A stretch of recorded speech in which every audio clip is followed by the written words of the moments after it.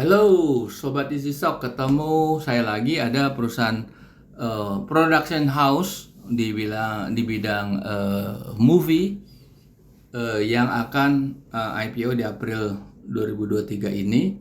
Ticker code-nya RAM, Tripar Multivision Plus, mungkin punyanya Rambun Jabi ini kali. Bisnisnya jelas entertainment dan movie production. Sudah berdiri di tahun 90, udah lama nih. Udah lama di Multivision Tower, benar nih grupnya Rambut Jabi. Silakan lihat websitenya. Saham yang akan dilepas 15%, kecil ya. Harganya 250 IPO price ya. Oke, kita lihat websitenya. Anda bisa pelajari sendiri nanti. Tujuan daripada video ini adalah menghitung true value saham ini, saham IPO ini, apakah harga 250 perak itu wajar atau mahal. Kalau murah memang kecil kemungkinan ya, jarang sekali. Memang ada perusahaan-perusahaan IPO yang dijual di bawah nilai wajar, itu ada, tapi bisa dihitung jari. Nggak tahu apa maksudnya, tapi rata-rata itu semuanya mahal semuanya. Oke, kita akan menghitung nilai wajarnya dengan menggunakan analisa fundamental dengan menggunakan rumus dari Security Analysis, buku karangannya Benjamin Graham dan Intelligent Investor. Dua buku ini pegangannya Warren Buffett untuk menghitung nilai wajar saham yang listed dan yang akan listed. Sekarang sudah ada aplikasinya di Google Play Store, namanya Easy Stock.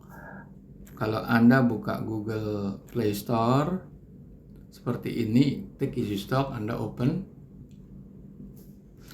Di bawah itu ada menu True Value IPO. Di situ Anda menghitungnya. Di sini fasilitas itu Anda bisa menghitung sendiri. Nanti kita akan tunjukkan simulasi. Dan kalau kita klik bendera Indonesia, ada 850 saham lebih yang listed di bursa.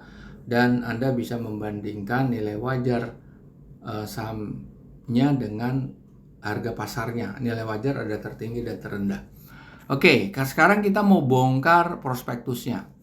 Nah, karena semua parameter keuangan yang kita gunakan semua berasal dari prospektus, terutama di laporan keuangan auditnya. Nah, prospektus bisa Anda cari di IDX atau di sekuritas. Dan ini yang utamanya yang harus kita perhatikan atau yang harus kita cari pertama adalah berapa jumlah saham yang beredar. Oke. Jumlah saham yang beredar itu berapa? Oke. Kita lihat ya, sebelum dilempar ke pasar, dijual, itu ada 5,2 miliar lembar saham, dilepas 929 juta, sehingga total outstanding share-nya 6,2 miliar kurang sedikit ya. Yang dilepas cuma 15%. Nah, sedikit sekali ya.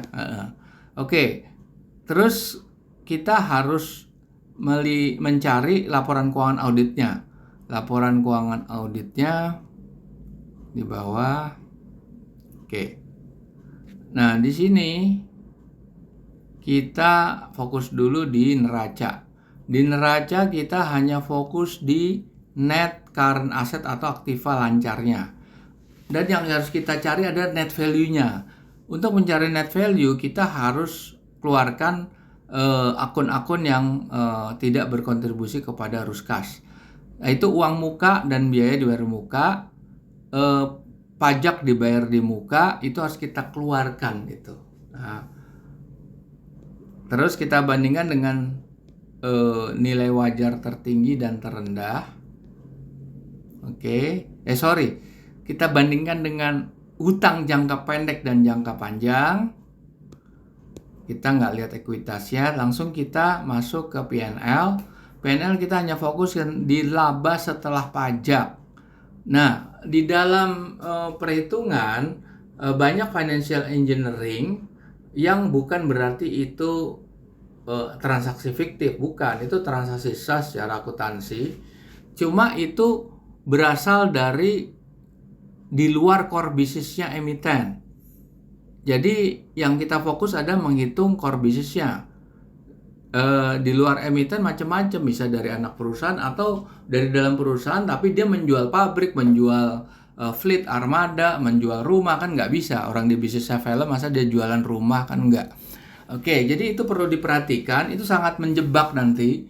Akhirnya Anda akan terkecoh bahwa pendapatannya, labanya tinggi sekali. Makanya sering kali terjadi laba kotor sama laba bersih, tinggian laba bersihnya kan nggak masuk akal sebetulnya. Karena laba kotor itu kan berasal dari cost of goods sold, dari core bisnisnya dia, dari sales dikurangi dengan biaya produksi, dapat laba kotor, tetapi ada pendapatan lain-lain gitu. Oke, pendapatan lain harus kita periksa dulu, itu non recurring atau rutin gitu. Oke. Nah, untuk itu kita perlu laporan full report atau long report, bukan yang shortlist seperti hanya di financial statement aja sampai neraca rugi laba dan cash flow, nggak cukup itu. Oke. Kita lihat dia bayar dividen nggak, kayaknya nggak bayar dividen dia. Nah, terus kita lihat di cash flow statement ada penerimaan akuisisi aktiva tetap. Ini namanya belanja modal. Nanti kita cocokkan dengan daftar aktiva tetap karena ini nggak ada penyusutannya. Nah, kita akan menghitung di dua periode full year 2021, 12 bulan, dan periode 9 bulan yang akan kita setahunkan, proyeksikan 30 September 2022. Oke, sekarang kita terus masuk ke laporan detailnya ya.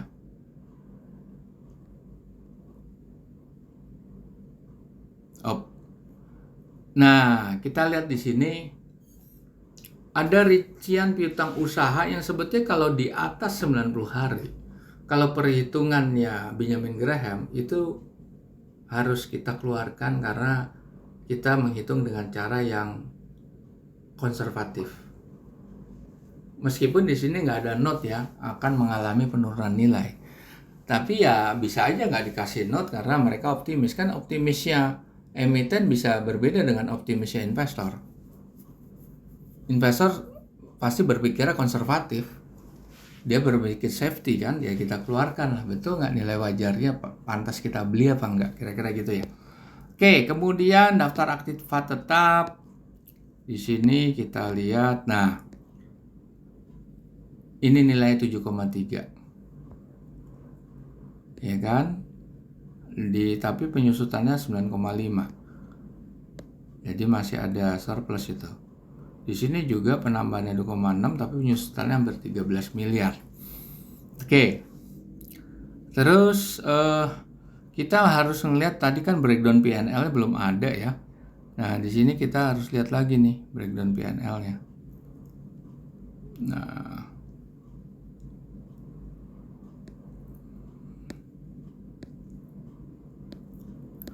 ini kita terus. Nah, penyusutan kita cocokkan. Ada penyusutan aktiva tetap juga. Ada apa lagi tuh? Biaya-biaya lain. Nah, laba rugi pelepasan investasi. Ini kan bisnisnya film, bukan investasi. Beli saham bukan. Laba rugi investasi properti, dia nggak beli tanah, nggak beli rumah, dia bikin production house, bikin film. Laba rugi selisih kurs, ini kan cuma catatan akuntansi. Rugi investasi di entitas asosiasi di partnernya atau apa, rugi karena piutang tak tertagih, penyesuaian atas imbalan pasca kredit dan lain-lain, ini harus dikurangkan di sini. Oke? Saya akan menampilkan simulasi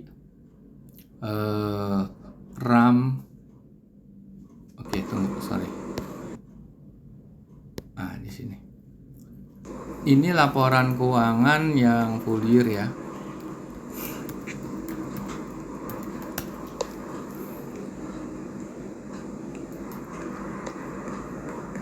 Anda isi government bond, lihat di Bloomberg, di CNBC yang 10 year ya, SUN.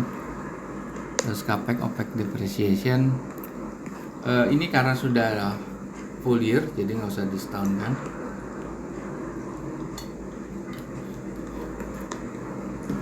laba bersih kita bisa skip aja.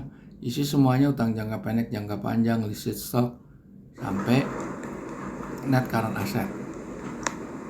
Kita lihat berapa, check mark yang warna hijau itu Anda kalkulasi langsung true value-nya seperti apa.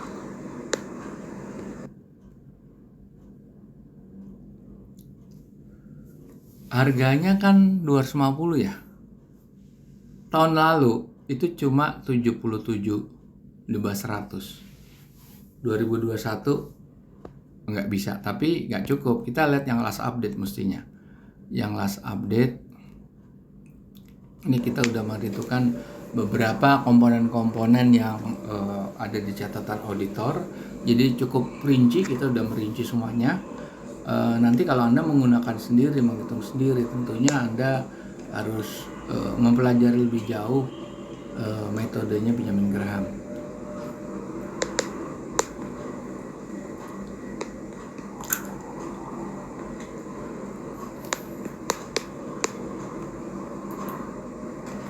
Oke, ini kita skip aja, kita lihat aja nilai wajar sahamnya berapa. Klik yang check mark warna hijau, langsung kalkulasi true value-nya. Berapa dia?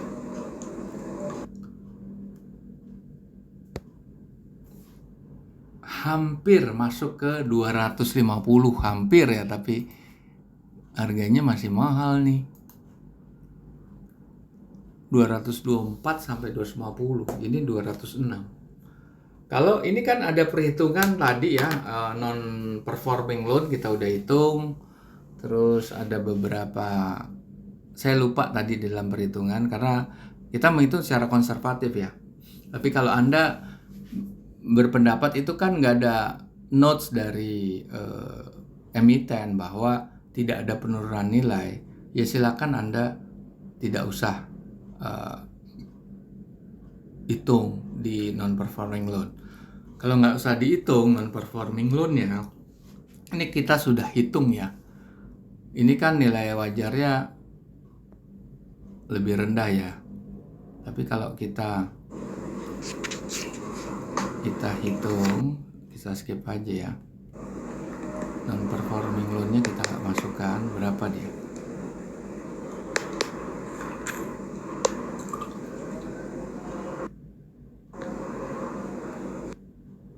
Waduh.